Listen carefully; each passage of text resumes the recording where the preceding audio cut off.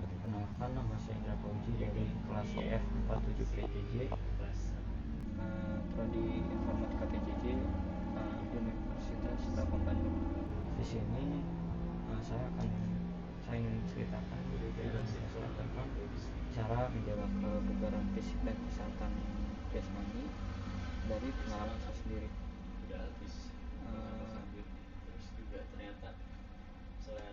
Yang pertama itu tentang jam istirahat, yang mana jam istirahat itu berkaitan tentang pola tidur, yang mana tidur itu seringkali dianggap sebagai kegiatan yang tidak produktif dan membuang-buang waktu. Padahal jika dalam porsi yang cukup, tidur dapat memberikan manfaat bagi kesehatan tubuh. Untuk itu, pembahasan mengenai menerapkan pola hidup sehat tidak pernah bisa lepas dari pembahasan mengenai pentingnya menjaga pola tidur.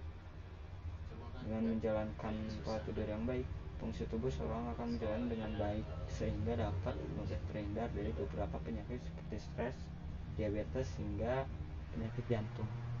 Melihat kondisi tersebut, maka penting bagi kita untuk dapat mengetahui beberapa waktu yang cukup untuk seseorang bisa mendapatkan pola tidur yang sehat. Berikut ini ada beberapa waktu tidur yang sesuai dengan umur agar bisa mendapatkan kualitas waktu tidur yang baik. Di antaranya adalah usia 0 sampai 1 bulan, yaitu dia yang usianya baru 2 bulan membutuhkan waktu tidur 14 sampai 18 jam sehari. Juga usia 1 sampai 18 bulan, yaitu bayi membutuhkan waktu tidur 12 sampai 14 jam sehari termasuk tidur siang. Terus usia 3 sampai 6 tahun, kebutuhan tidur yang sehat di usia anak menjelang masuk sekolah.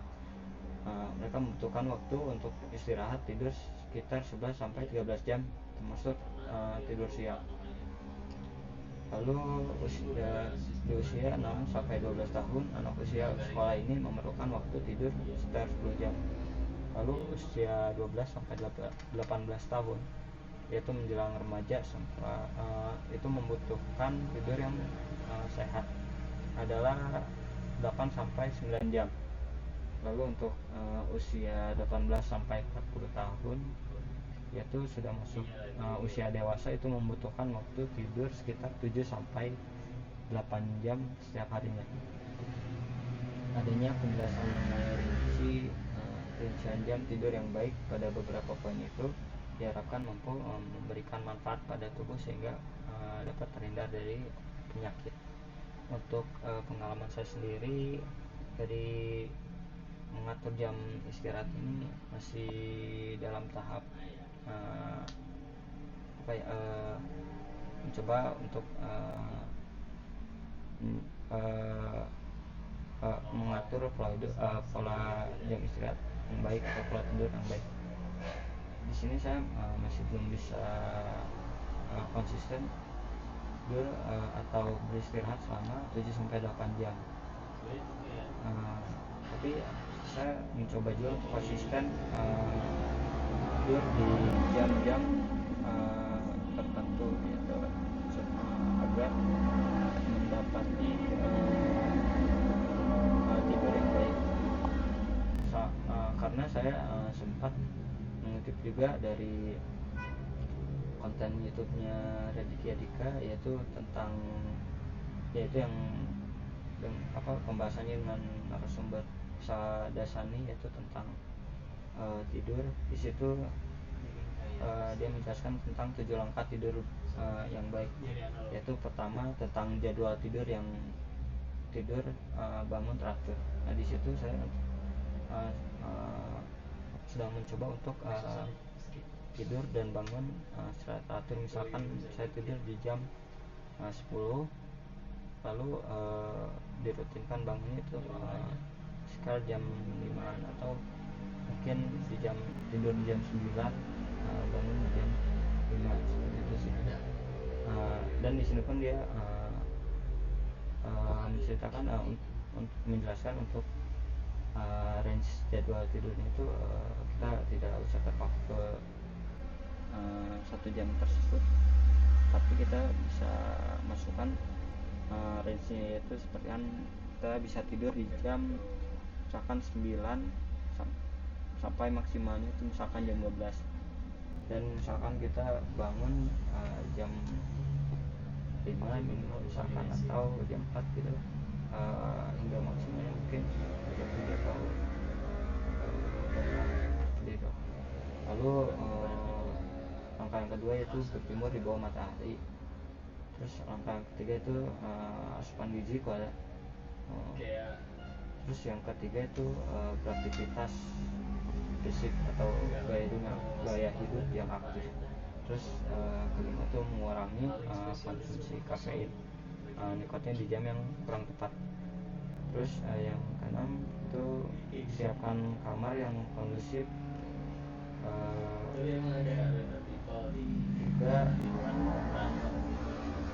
Juga yang ketujuh yaitu ketika sebelum tidur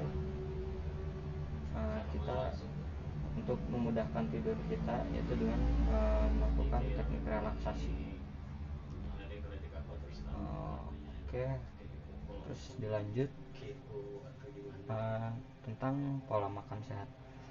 Di sini saya mengutip dari laman halodoc.com yaitu tentang tips menerapkan pola makan sehat.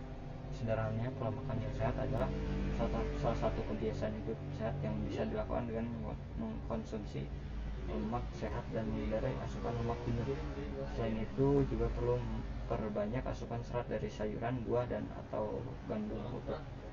Perlu dipahami bahwa menerapkan pola makan yang tepat dengan asupan makanan sehat pada dasarnya adalah mengembangkan salah satu kebiasaan baik. Kita bisa memulai dengan mengikuti beberapa tips berikut. Pertama, sarapan adalah hal yang utama dalam pola makan sehat. Sarapan menjadi prinsip utama dalam menjaga pola makan sehat. Ini adalah aktivitas paling penting dan bertujuan untuk memenuhi kebutuhan energi saat beraktivitas. Sarapan tak hanya memberikan tenaga tapi juga dapat mendukung kesehatan tubuh keseluruhan, menjaga fokus saat bekerja. Beberapa contohnya yaitu bisa dengan mengkonsumsi telur, susu, kacang-kacangan untuk sarapan. Lalu kedua itu selipkan sayuran dalam menu makanan, yaitu seperti sayuran akan kaya akan serat dan vitamin yang baik untuk tubuh. Idealnya perlu mengkonsumsi 5 porsi sayuran dan buah setiap harinya. 3. Pilih camilan tinggi protein. Jika kamu hobi ngemil, pilihlah jenis camilan tinggi protein. Nutrisi ini bisa membuat kita merasa kenyang lebih lama ketimbang karbohidrat. Rekomendasi cemilan sehat yang bisa menjadi pilihan yaitu seperti telur rebus, Greek yogurt, kacang-kacangan atau ayam tanpa kulit.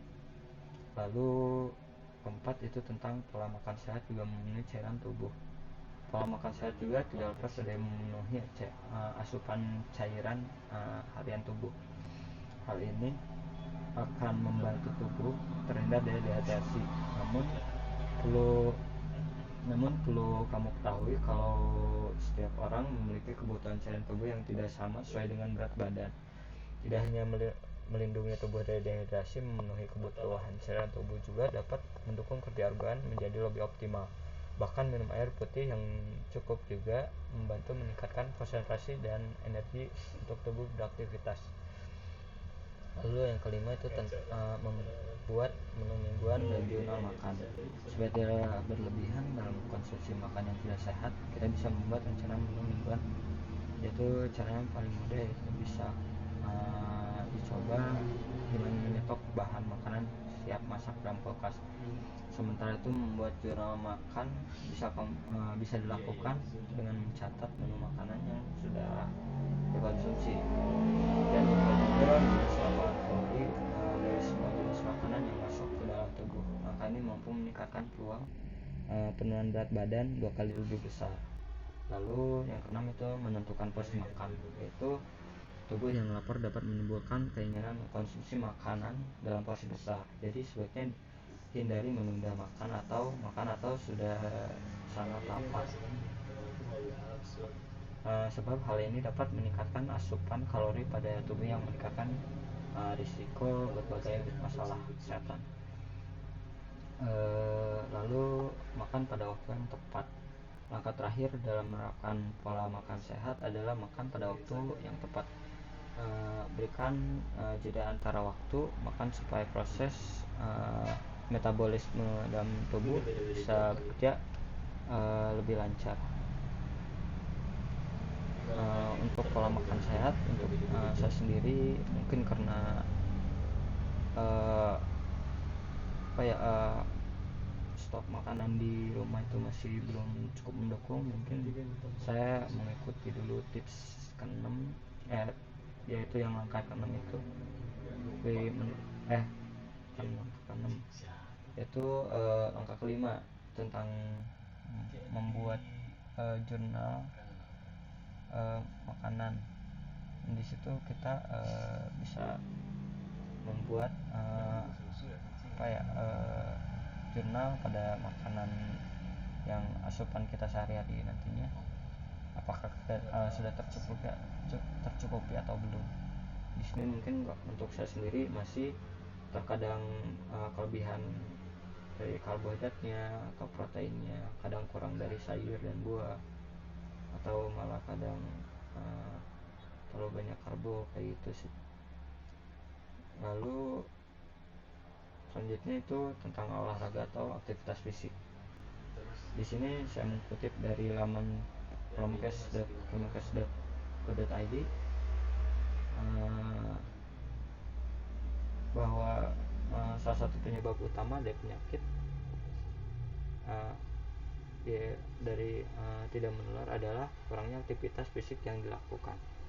PTM yang masih menjadi hantu di Indonesia antara lain seperti diabetes, mellitus, hipertensi, penyakit jantung koroner, gagal ginjal, dan juga stroke. Padahal penyakit tersebut sebenarnya bisa dikurangi resikonya dengan banyak melakukan aktivitas fisik dalam kehidupan sehari-hari. Secara umum, aktivitas fisik dibagi menjadi 3 macam, yaitu aktivitas fisik sehari-hari, aktivitas fisik dan latihan, dan juga olahraga.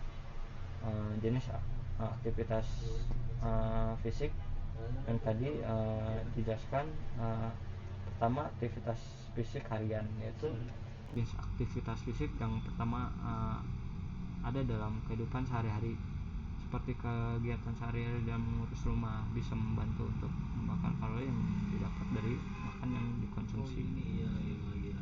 Contohnya itu seperti mencuci baju, mengepel, jalan kaki, membersihkan jendela, berkebun, menyetrika, bermain dengan anak, dan juga sebagainya.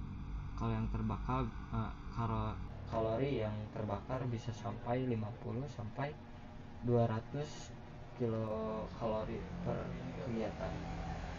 Kedua itu tentang latihan fisik, yaitu latihan fisik adalah aktivitas yang dilakukan secara terstruktur dan terencana. Misalnya ada jalan kaki, jogging, push up, peregangan, senam, aerobik, bersepeda, dan sebagainya. Lihat dari kegiatannya, latihan fisik memang seringkali disatukan ke kategori dengan olahraga.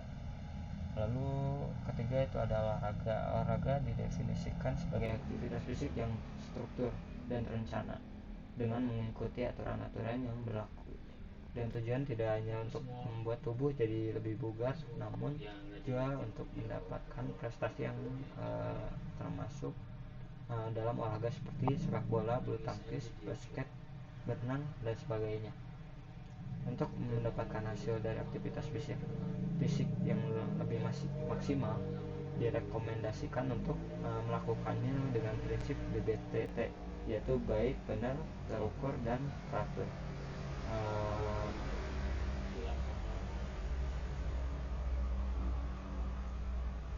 Untuk pengalaman dari olahraga atau aktivitas fisik dari saya sendiri, mungkin di sini saya lebih sering melakukan aktivitas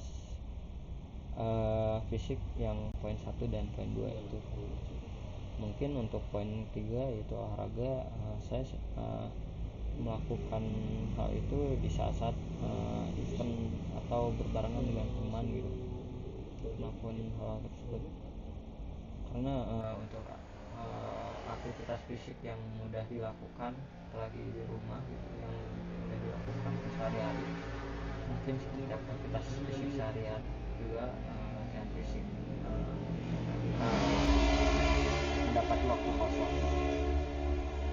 untuk penjelasan juga pengalaman dari saya tentang cara menjaga kebugaran fisik dan kesehatan jasmani. Sekian dari saya, terima kasih.